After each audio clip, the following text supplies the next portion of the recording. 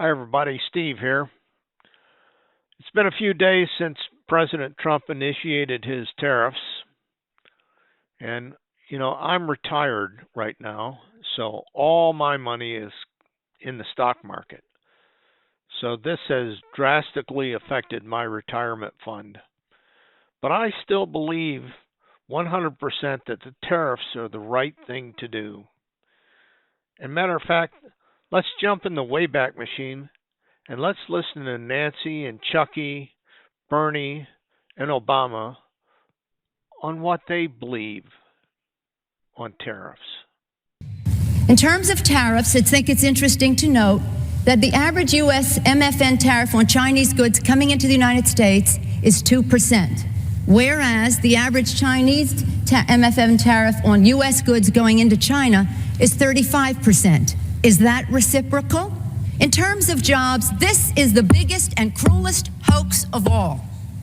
Not only do we not have market access, not only do they have prohibitive tariffs, not only are our exports not let in very specifically, but China benefits with at least 10 million jobs from U.S.-China trade. China trade supports 170,000 jobs in the United States, 170,000 jobs, whereas our imports from China support 10 million jobs at least. The fact is that U.S.-China trade is a job loser.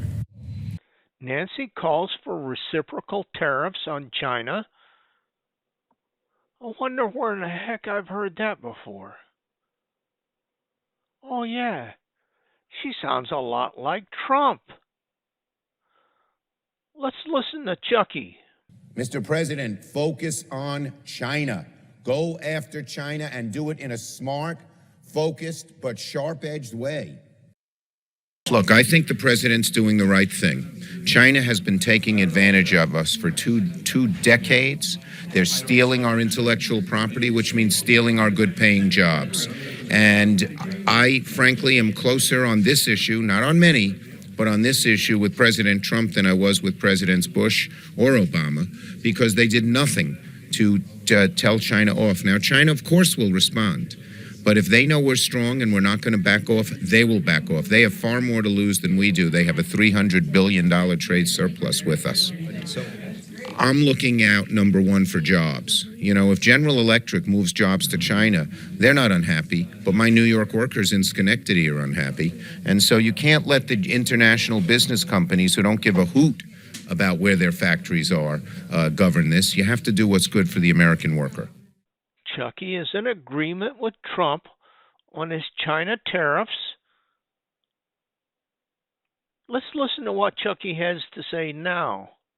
Yesterday, the president made one of the dumbest decisions in history, one that will negatively impact every single American family, every single one. He's walking us into the dumbest and most avoidable recession probably in history. And let's call the Trump tariff tax for what they really are, a huge tax hike on American families. Hey, Chucky, were you blowing smoke back in 2016 when you said you were for tariffs? Or are you just blowing smoke now because you've got Trump derangement syndrome? Which is it? Let's listen to what Bernie has to say. Further, what they have said is that we need to not worry about manufacturing in America, because what we should establish is a policy of unfettered free trade. We don't need tariffs. What we need is to allow corporate America the freedom to throw American workers out on the street. People are making 15, 20, 25 bucks an hour, healthcare, pensions, throw them out on the street because somehow, Madam President, we are going to create wealth in America and good paying jobs in America as we shut down plants, we move to China, corporations there, pay workers 20, 30 cents an hour, and we bring the product back into this country. And anyone who goes shopping in a mall, knows how difficult it is today to find the product made in America. Not only did I vote against all of these trade agreements, NAFTA, PNTR with China, and all of those, I was on the picket lines in early 1990s with the unions. We understood what was going on, please. Right. And Secretary Clinton, on the other hand, supported virtually all of these trade agreements, which have turned out to be an unmitigated disaster for working class people in this country. She's now on your side on this. Well, she's now on my side on many issues. Yeah. But the question is, where were you when it mattered? And what it mattered in the 1990s was to say, sorry, we're not going to create trade policies which are going to throw millions of American workers out on the street. And by the way, it is not only the loss of millions of jobs because of NAFTA and PNTR with China, where companies are searching for cheap labor around the world. There's something else that we don't discuss, and it's what we call the race to the bottom. Recently, there's been a little bit of an uptick in manufacturing in America. Mm-hmm. That's a good thing. But many of these new manufacturing jobs are now paying significantly less than they used to pay 20 or 30 years ago. It's the global competitive No, it is trade policies by which corporations are now able to say to workers, look, Chuck, we got a choice. You're either going to take a cut in your wages and your health benefits, or I'm moving to China. What's your choice?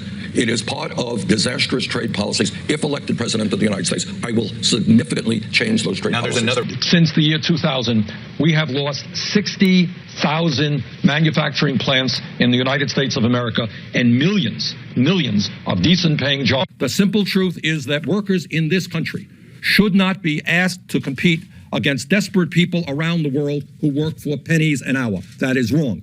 Trade is a concept that is good. We all support trade. But we have got to move away from unfettered free trade, telling American workers in this country they've got to compete against people who make 30, 50 cents an hour, to fair trade, in which the middle class and working families of this country get a fair. Bernie is all for keeping the jobs here in America. He fought against NAFTA and the China agreement. What a novel idea. Let's listen to what Barack has to say. So my attitude coming into office was that we are going to insist that China plays by the same rules as everybody else. And I know Americans had seen jobs being shipped overseas, businesses and workers not getting a level playing field when it came to trade. And that's the reason why I set up a trade task force to go after cheaters when it came to international trade. That's the reason why we have brought more cases against China for violating trade rules than the previous administration had done in 2 terms. And we've won just about every case that we filed that has been decided. In fact, just recently, steel workers in Ohio and throughout the Midwest, Pennsylvania, are in a position now to sell steel to China because we won that case. We had a tire case in which they were flooding us with cheap domestic tires or cheap Chinese tires. And we put a stop to it. And as a consequence, saved jobs throughout America. Now, I have to say that Governor Romney criticized me for being too tough in that tire case. Said this wouldn't be good for American workers and that it would be protectionist. But I tell you, those workers don't feel that way. They feel as if they had finally an administration who was going to take this issue seriously. Over the long term, in order for us to compete with China, we've also got to make sure, though, that we're taking care of business here at home. If we don't have the best education system in the world, if we don't continue to put money into research and technology that will allow us to create great businesses here in the United States, that's how we lose the competition. And unfortunately, Governor Romney's budget and his proposals would not allow us to make those investments. All right. Now, I've got another clip of Obama here talking about tariffs. Let me know what you think. Who does he sound like? 2 weeks ago, I created a trade enforcement union to aggressively investigate any unfair trade practices taking place anywhere in the world. And as they ramp up their efforts, our competitors should be on notice. You will not get away with skirting the rules.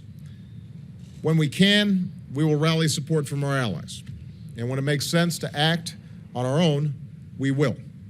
I just signed a bill to help American companies that are facing unfair foreign competition. These companies employ tens of thousands of Americans in nearly 40 states. And because of subsidies from foreign governments, some of their foreign competitors are selling products at an artificially low price. That needs to stop. This morning, we're taking an additional step forward. We're bringing a new trade case against China, and we're being joined by Japan and some of our European allies. This case involves something called rare earth materials, which are used by American manufacturers to make high-tech products like advanced batteries that power everything from hybrid cars to cell phones. We want our companies building those products right here in America. But to do that, American manufacturers need to have access to rare earth materials, which China supplies. Now, if China would simply let the market work on its own, we'd have no objections. But their policies currently are preventing that from happening. And they go against the very rules that China agreed to follow. Being able to manufacture advanced batteries and hybrid cars in America is too important for us to stand by and do nothing. We've got to take control of our energy future, and we can't let that energy industry take root in some other country because they were allowed to break the rules. So our administration will bring this case against China today, and we will keep working every single day to give American workers and American businesses a fair shot in the global economy. We're going to make sure that this isn't a country that's just known for what we consume. America needs to get back to doing what it's always done best. A country that builds and sells products all over the world that are stamped with the proud words, made in America. That's how we create good middle-class jobs at home, and that's how we're going to create an economy that's built to last. Thank you very much, everybody. And Barack said we need to bring those jobs back to America. We need to make those products here in America. He sounds an awful lot like Trump does, doesn't he? But now the Dems are protesting out in the street on this, calling for a rally against it. Chuck, you call it the day of recession. They're all protesting against this. Makes me wonder whether they really believed in what they were saying way back when, and we had to protect the workers.